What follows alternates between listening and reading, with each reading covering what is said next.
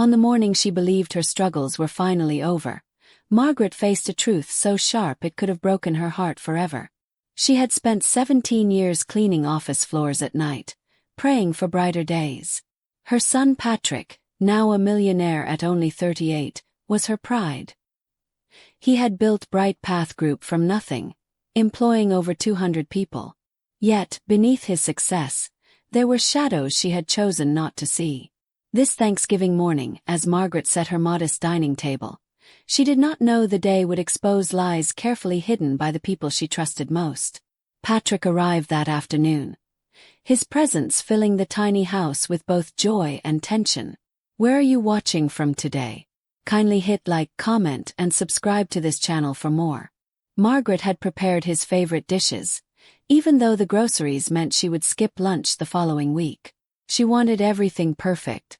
Patrick's shoes, his golden wristwatch, even his casual sweater glowed with wealth she could hardly imagine. Walking beside him was Ruth, his wife of 4 years, wrapped in a cream coat that sparkled like magazine fashion. Margaret smiled, hiding the ache in her chest, as her son embraced her briefly and turned to help Ruth with her coat. Dinner began with laughter and stories. Patrick spoke proudly about expanding his company across Africa, while Ruth added tales of their recent trips to Paris and Dubai. Margaret nodded, though each word reminded her of the distance between her simple life and theirs. She had been wearing the same winter coat for 3 years, skipping medicine when money ran short. Yet, she listened quietly, her love for her son stronger than her struggles. As she sliced the pumpkin pie, Patrick leaned back in his chair, smiling with warmth. "Mom," he asked, "how are you enjoying the lake house I gave you 2 years ago?" The words froze Margaret's hand midair.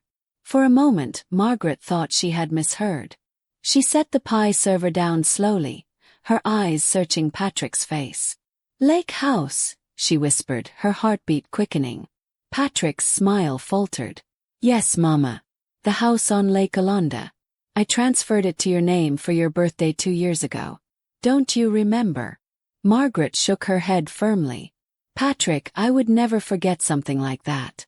I've never received any house." The room grew quiet. Ruth's hand trembled as she placed her napkin on the table, her polished smile fading. She excused herself, stepping toward the kitchen with sudden urgency, her voice too high, her movements too hurried. Patrick's brow furrowed as confusion clouded his sharp business mind. "That's impossible," he said slowly. "I had my assistant handle everything. The deed, the transfers, even monthly payments of $1,200 to help with your expenses. Mama, you must have received them." Margaret felt her legs weaken. "Monthly payments?" she asked softly. Her voice cracked. "I've never received a single dollar. For the past 2 years I've been eating crackers for dinner, choosing between medicine and electricity." Patrick's face turned pale, his chair scraping harshly against the floor as he stood. From the kitchen, Ruth's voice floated in low, urgent tones. But Margaret could already feel betrayal crawling into her bones.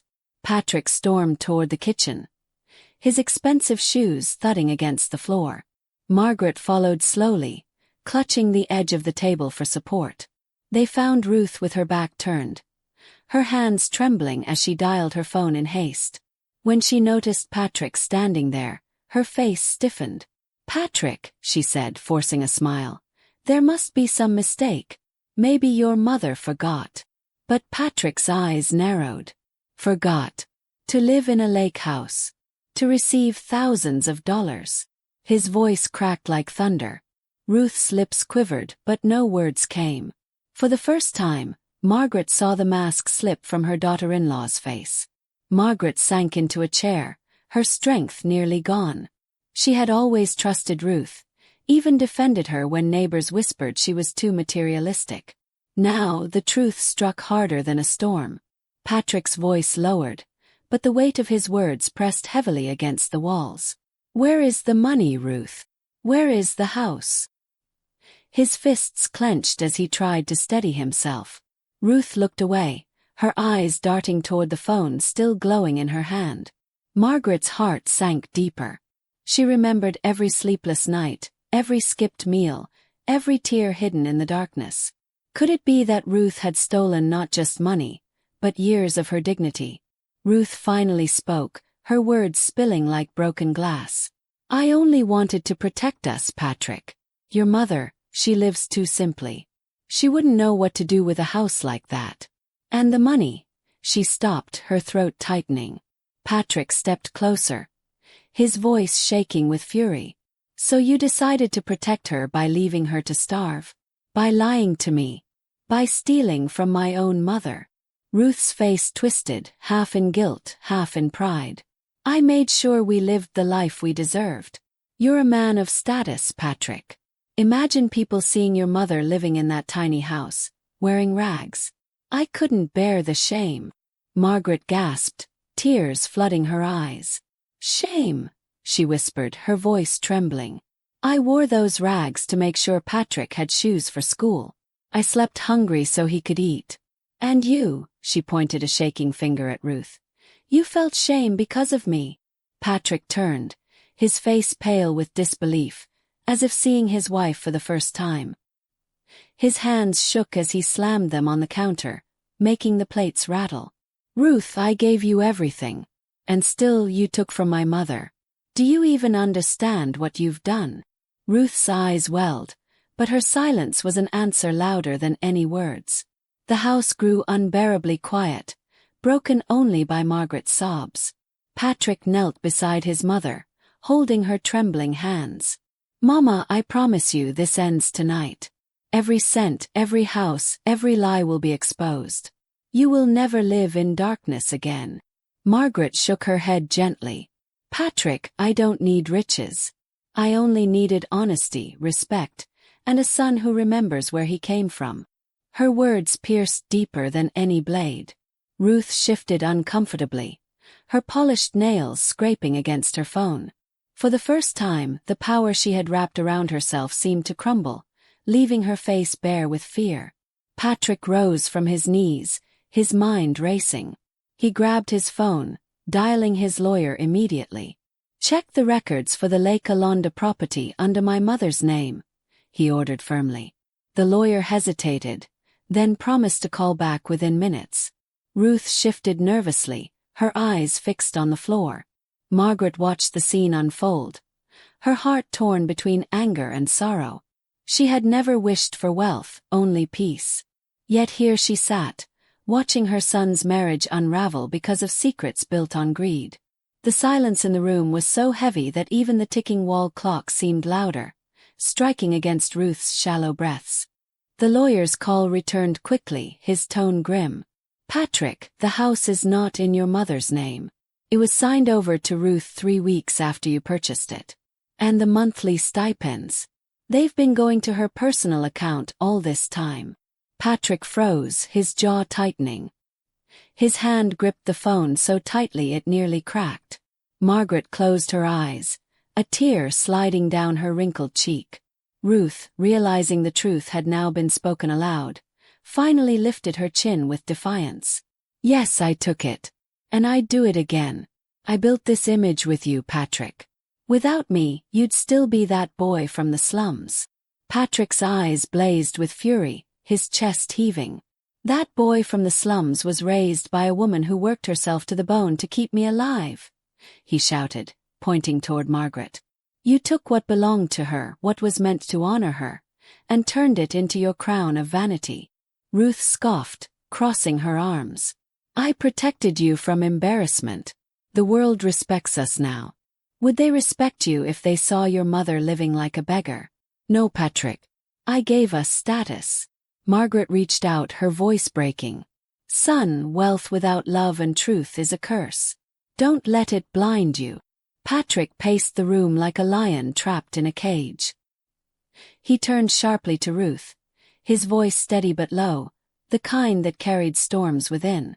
"You think respect is built on lies. You think my success is ashamed of its roots. No, Ruth. My strength came from her sacrifices." Margaret sat quietly, her thin hands clasped, her eyes wet but resolute. The contrast between the simple mother and the glittering wife filled the room like fire and water. Patrick inhaled deeply, then said, "From tonight, every stolen thing returns. I will not allow this to stand. Not for one more day."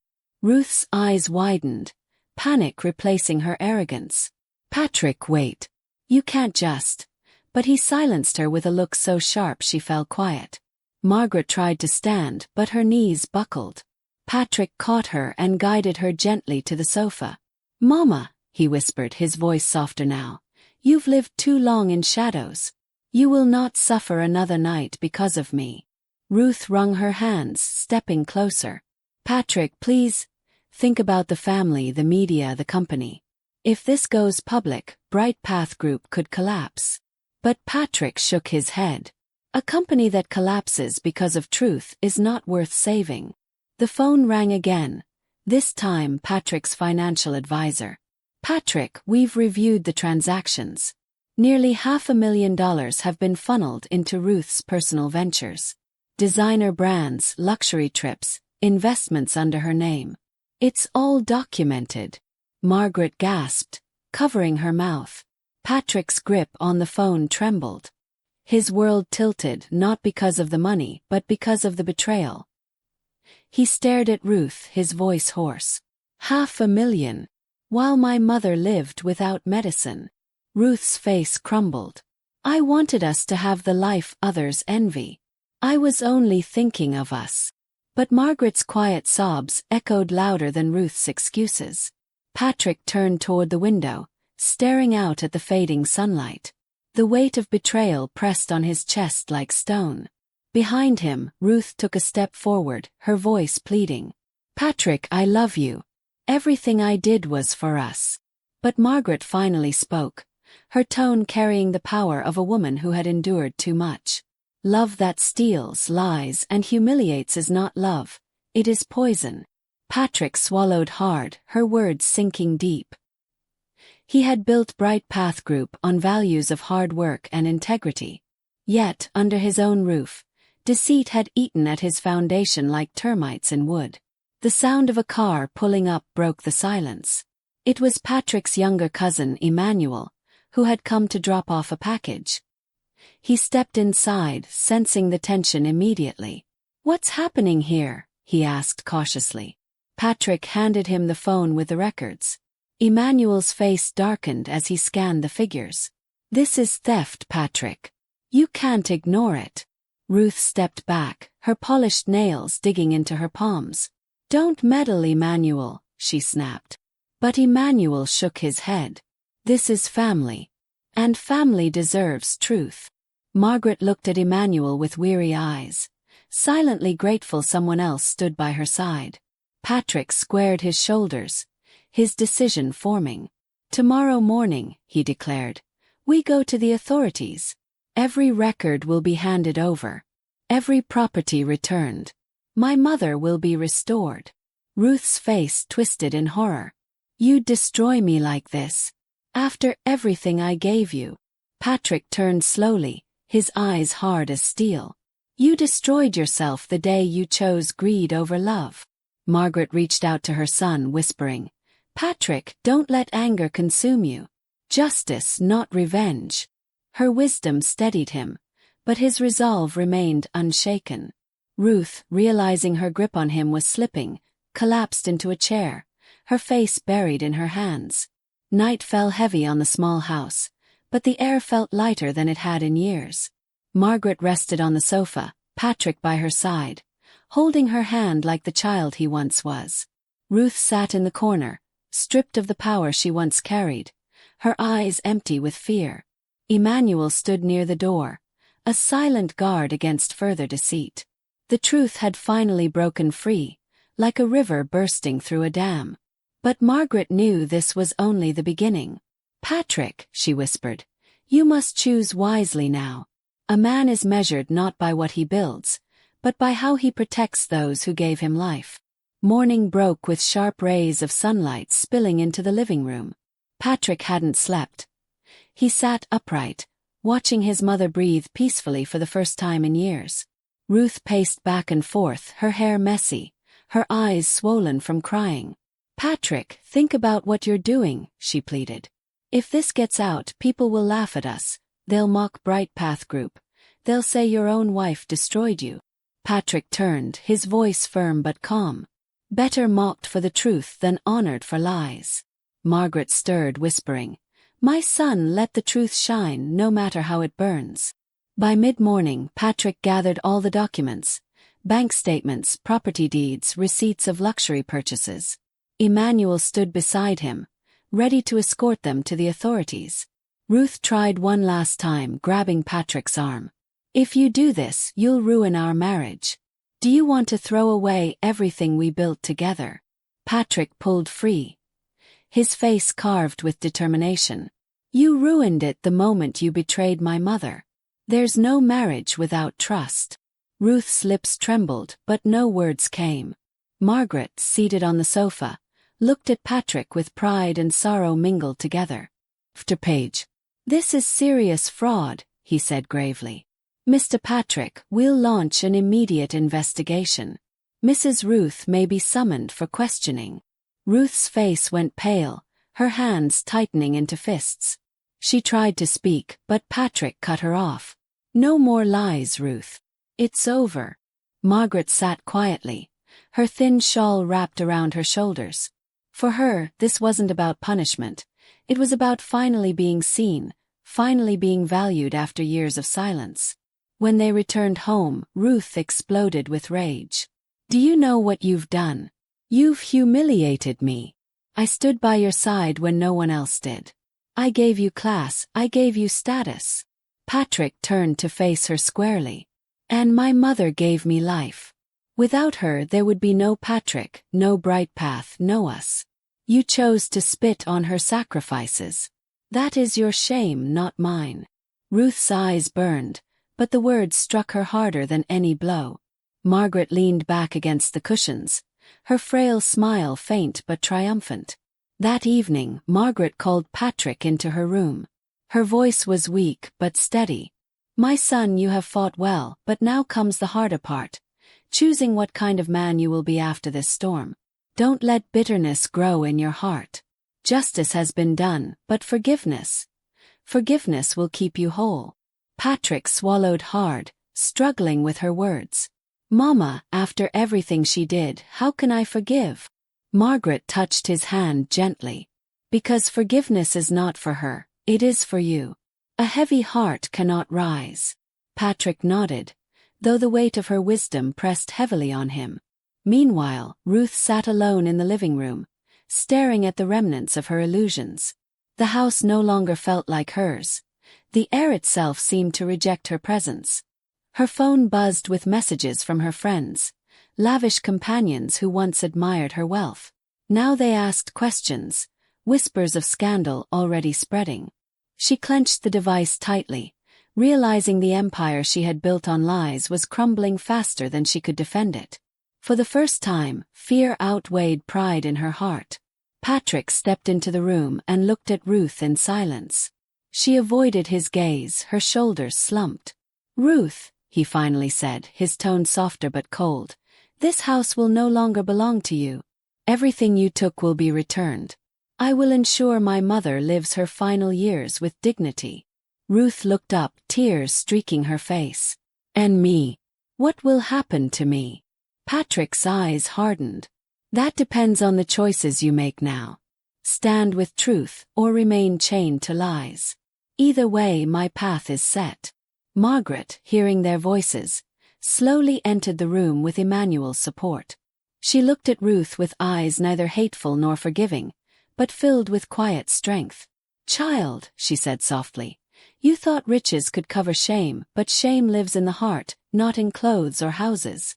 I don't wish you harm, but I pray you learn before it is too late." Ruth lowered her head, her once proud shoulders collapsing. For the first time she had no answer, no excuse. The days that followed brought swift changes. The authorities froze Ruth's accounts, and the Lake Alonda property was transferred back under Margaret's name. Patrick made public statements, admitting the truth with courage, refusing to hide behind lies. The people respected him more for his honesty than they ever had for his wealth. Bright Path Group trembled under the scandal but did not fall. Instead, it began to rebuild, this time with foundations stronger and cleaner. Ruth, however, became a shadow of her former self. Her name whispered not with envy, but with pity. One evening, Patrick sat outside with Margaret, watching the sunset bathe the world in gold. Emmanuel sat nearby, quiet but loyal. Margaret's voice carried the calm of a woman who had weathered storms. "My son," she said, "the world has seen your strength. But remember, strength is not in power, it is in kindness. You must rebuild not only your company but your heart." Patrick looked at her, his eyes moist. "Mama, I promise you, I will never forget where I came from again." She smiled faintly, her wrinkled hand squeezing his. For the first time, peace seemed possible. As weeks passed, Margaret's health began to waver again. The years of hardship had already taken their toll, and though her son now surrounded her with care, her body carried scars no riches could erase. Patrick brought her doctors, nurses, and everything money could buy, but Margaret often smiled faintly, saying, "It is not riches I need, my son. It is peace." Patrick's heart ached, knowing that even though he had restored her honor, time was slipping away. One afternoon, Ruth appeared at Margaret's door. Her face was stripped of makeup, her once flawless hair untidy. She stood silently, holding a folded scarf Margaret had sewn years ago. "Mama," Ruth whispered, her voice breaking, "I don't deserve forgiveness, but I ask for it." Margaret looked at her long and hard, then motioned for her to sit. "Child, forgiveness is not mine to give. It is yours to live. If you truly wish to change, then let your actions speak. Go and build with truth." Ruth broke into sobs, clutching the scarf as though it was the last thread holding her together. Patrick, watching from the doorway, struggled with his emotions. He still carried wounds of betrayal, but his mother's words pierced him deeper than his anger. Margaret's eyes turned to him, wise and gentle. "Patrick, your battle is not with Ruth, but with bitterness. Don't let anger chain you longer than lies ever did." Patrick inhaled slowly, then walked over to Ruth. He did not embrace her, but his words carried weight. "This is the last chance, Ruth. Not for us as husband and wife, but for you as a person. Choose truth." Ruth nodded weakly, tears soaking her cheeks. Not long after, Margaret passed quietly in her sleep, her hands folded gently on her chest, her face at peace. Patrick wept like a child at her side, Emmanuel standing guard silently at the door. The news spread, and the entire community came to honor her life. They spoke of her strength, her sacrifices, her humility. For Patrick, it was both an ending and a beginning, a chance to carry his mother's legacy forward.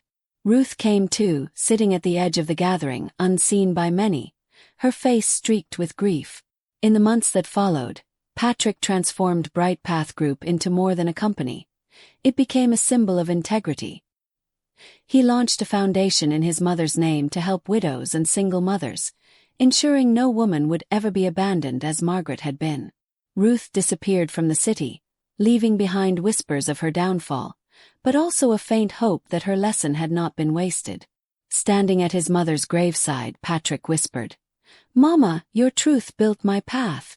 I will walk it forever." The wind rustled gently, as though carrying her blessing into the future.